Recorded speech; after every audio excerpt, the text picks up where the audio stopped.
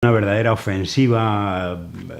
Los distintos departamentos del gobierno de Estados Unidos, los senadores y senadoras de ultraderecha de Miami, las organizaciones que tributan a la política del bloqueo de Estados Unidos contra Cuba, las organizaciones que reciben dinero de la USAID, de la NED, de todas las tuberías, digamos, de las subvenciones para generar eso que llaman un cambio de régimen en Cuba, están en plena ofensiva para tratar de aprovechar esta situación, esta coyuntura tan durísima económica, de desabastecimiento de alimentos, de carestía de precios. Ahora ya se implementan las medidas de aumento en el precio de los combustibles, una medida que indudablemente es la consecuencia de todo lo demás.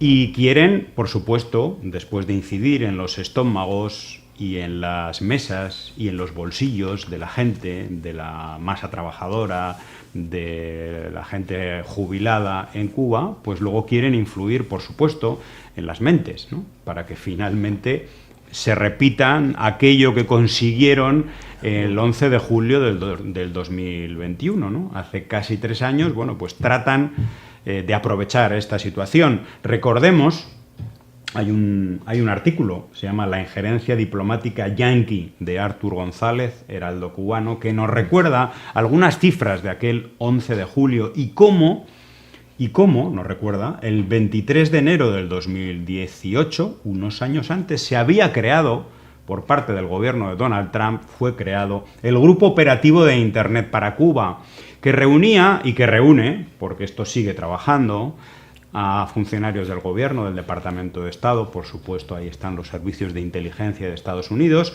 y organizaciones subvencionadas por el propio gobierno, es decir, son una especie de puertas giratorias de la política y de los departamentos oficiales de Estados Unidos, como Freedom House, y otras organizaciones paraestatales, en el fondo, ¿no? Se presentan como ONGs, pero realmente son el propio gobierno de Estados Unidos, la USAID, etc. Bueno, pues nos recuerda cómo France Press, esta agencia que no es cubana, allí, por el 11 de julio del 2021, recuerdan aquella etiqueta de SOS Cuba, ¿no? Que se generó, era el pico de la pandemia, había un pico de personas que habían fallecido, que no era ni por asomo siquiera lo que ocurría en Estados Unidos o en Perú o en Brasil, donde había cifras de muertes 4 veces o 10 veces mayores, pero en Cuba se aprovechó la situación para generar esta etiqueta en redes sociales SOS Cuba, y el 11 de julio se generaron 1,5 millones de tweets con esta etiqueta. Julián Macías Tobar, nos recuerda Artur González, Julián Macías es un investigador sobre el tema de las redes sociales y la manipulación, sobre todo por parte de la ultraderecha de las redes sociales. Reveló entonces que se publicaron 1.300 tweets con una automatización de 5 retweets por segundo. Había 1.500 cuentas creadas entre los días 10 y 11 de julio, lo que apunta a un sistema automatizado, creación ficticia de cuentas, bots, es decir, robots, y una operación de guerra psicológica precisamente para tratar de influir en las mentes de mucha gente en Cuba, sobre todo de gente joven, y algunas de estas personas son las que salieron a las protestas. Bueno, pues hoy, Lázaro, quieren repetir esa situación porque siguen empeñados desde el gobierno de Estados Unidos en crear la situación económica para luego aprovecharse de ella. Sí, es una estrategia que se ve con claridad.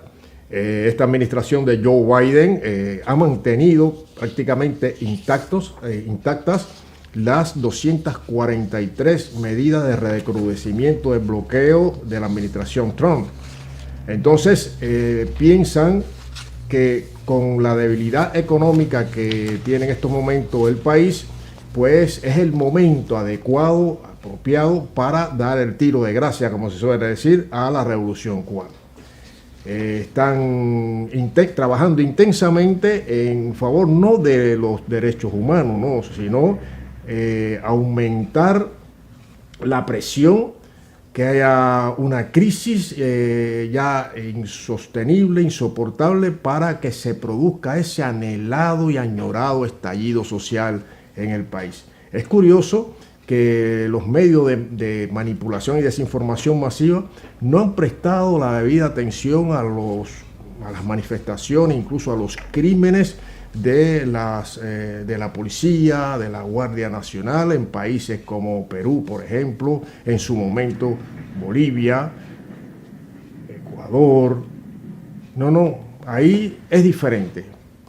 O sea, el articulado es totalmente diferente, le pasan por encima, no hay cuestionamiento, no se habla de represión, no se habla de dictadura, todos esos calificativos que suelen, parece tener diseñado o únicamente dedicado a la Revolución Cubana del pueblo de Cuba.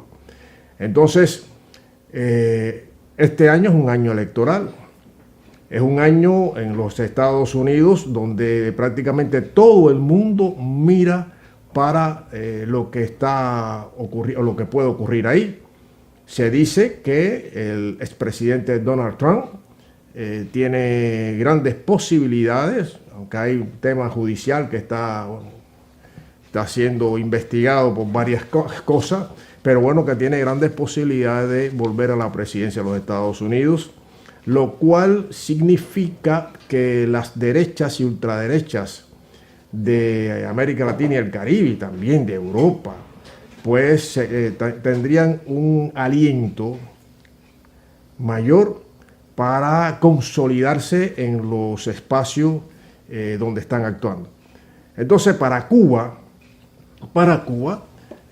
se complejiza el momento, es más complejo, y ahí es donde el pueblo cubano, con su heroísmo, su firmeza patriótica y revolucionaria, pues constituye un muro para evitar que el imperialismo de los Estados Unidos pues logre sus propósitos criminales.